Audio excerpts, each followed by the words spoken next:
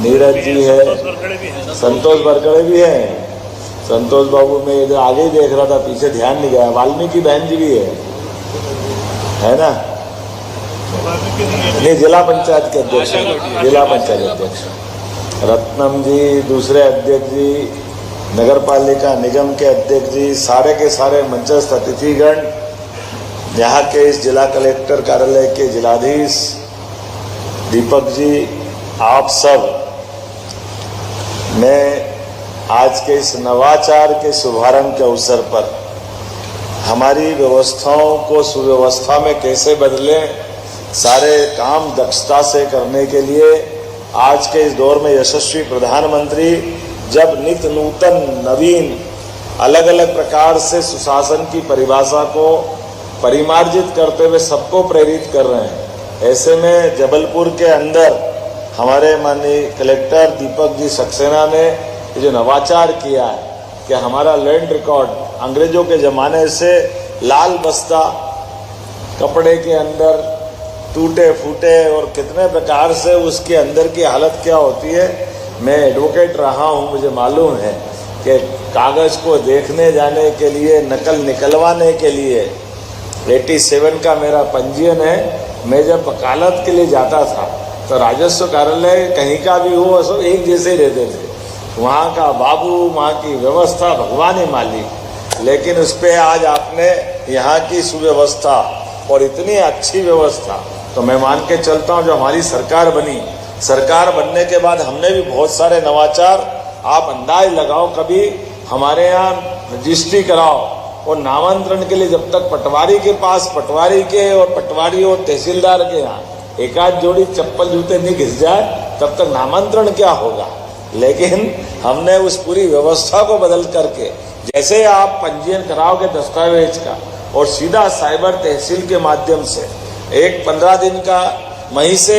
उसके नंबर के आधार पर, अभी तो संपदा 1, संपदा 2, थोड़ी बहुत आप आगे जाकर के 1 बटा, उसके बाद उसका बटे का बटा, नीचे जाकर के भविष्य की दृष्टि से एक ये नहीं, ऐसे कई क्षेत्रों में हमने सब ने, उदाहरण के लिए मेडिकल कॉलेज, हमारी सामान्य विश्वविद्यालय में बीएससी एग्रीकल्चर की परीक्षा या एग्रीकल्चर बीएससी की दृष्टि से, माननीय सांसद जी आप यहाँ हैं, मैं आपको बताना चाहूँगा कि ये मेडिकल कॉलेज की जो मेडिकल यूनिवर्सिटी है, इस मेडिकल यूनिवर्सिटी को भी मल्टीपर्पज रूप से अपन उपयोग कर सकते हैं। विश्वविद्यालय तो विश्वविद्यालय, ऐसे कई प्रकार के नए कोर्स के माध्यम से रोजगार के लिए भी और संसाधनों की दृष्टि से भी एक एक रुपये का सही सदुपयोग करते हुए हम भविष्य की दृष्टि से इन्हीं व्यवस्थाओं से आधार पर अपने शासन के प्रति विश्वास भी बनाते हैं, जनता का दिल भी जीतते हैं और नवाचार में सफलता भी पाते हैं। मैं आज के इस अवसर पर ज़्यादा कुछ न बोलते हुए, लेकिन इस कलेक्टर कार्यालय के माध्यम से जो लैंड रिकॉर्ड का आपने अपना,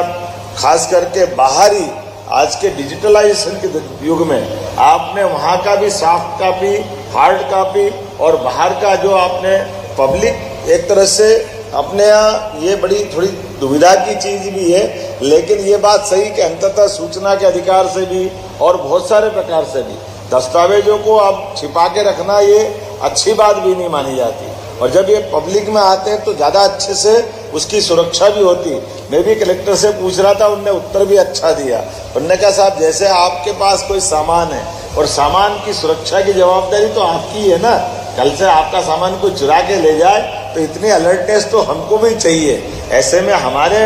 इस प्रकार के दस्तावेज हो या हर एक वो चीज़ जिसके लिए आज के इस दौर में हमको अपने इस विश्वास को कायम रखना चाहिए। मैं आज की इस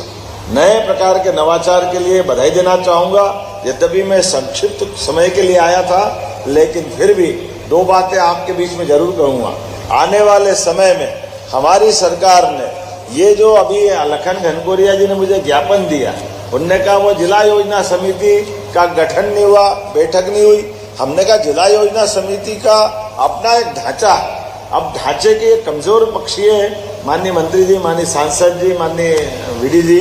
कि उस जिला योजना समिति में इलेक्टेड लोग और एक आध दो कोई सिलेक्टेड, बहुत मुश्किल से कोई आते हैं। बड़े पैमाने पे प्रदेश के अंदर हमारे जब प्रधानमंत्री जी कहते हैं कि हमको 1 लाख लोग नए जोड़ना है, ऐसे में विकास के मॉडल पर डॉक्टर, वकील, इंजीनियर, ऐसे कई प्रकार के लोग हैं जो सीधे सीधे निर्वाचन के बीच में उनकी अपनी रुचि नहीं होती है या वो जुड़ नहीं पाते। हमने इलेक्टेड लोग को रखा ही है, लेकिन उसके बाद भी 20 से लेकर